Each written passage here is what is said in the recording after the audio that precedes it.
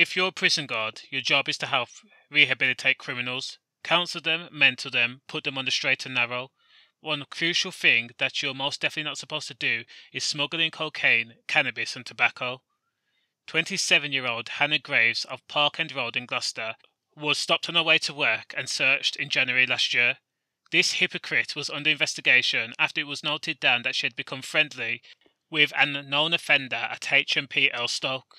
In fact, investigators had documented Hannah Graves spending an abnormal amount of time with this unknown criminal. Other suspicious acts include flirtatious behaviour, leading to the opinion that she was in a relationship with the inmate. This tapped woman ruined her career, a career where she's paid roughly $24,000 a year, plus overtime at £200 a shift, all because she enjoyed the attention of a criminal. If she was that lonely, she could have created a Tinder profile, or Plenty of Fish, or done it the old-fashioned way and actually met a decent guy. Instead, she was coerced in becoming a drug smuggler.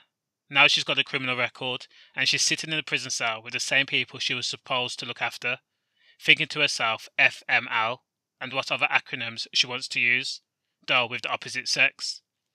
The craziest thing about the whole situation is, Hannah Graves had only worked in her position as a prison officer for a year before she effed it all up. When Hannah was told she would be searched, she willingly gave up the fact that she had weed and Rizzlas.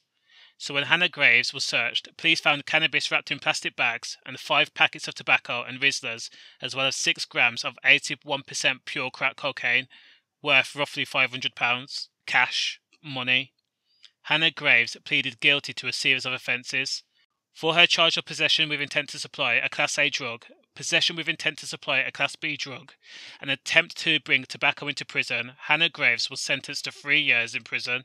Detective Sergeant Gary Epps from the Crime Targeting Team says there is simply no tolerance for the behaviour shown by Graves in this case. The custodial sentence that has been given further highlights the severity of Graves' actions, and we hope acts as a deterrent to anyone who thinks they may be able to get away with anything similar. The prison officer's defence was that she felt, and I quote, had no option, and the unnamed individual who asked her to bring drugs into jail knew where she lived and had contacted her on social media. Despite all these poor excuses and BS, investigators found no proof Hannah Graves feeling threatened or frightened of the inmate.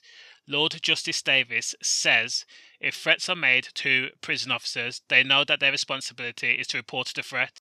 The general public made a massive outcry in order to increase Graves' sentence. So increasing Graves' sentence, Lord Justice Davis says the 3-year term was not simply lenient, it is undoubtedly unduly lenient. In a statement after the hearing, Solicitor General Michael Ellis, QC, says Graves intentionally smuggled contraband into prison and with the intention of supplying dangerous drugs. When it came down to it, Hannah Graves breached her position of trust, and due to her lenient sentence, prosecutors went all out and got her sentence increased to 4 years and 8 months. It's a bit peak, to be honest, but oh well. Serves alright. Safe.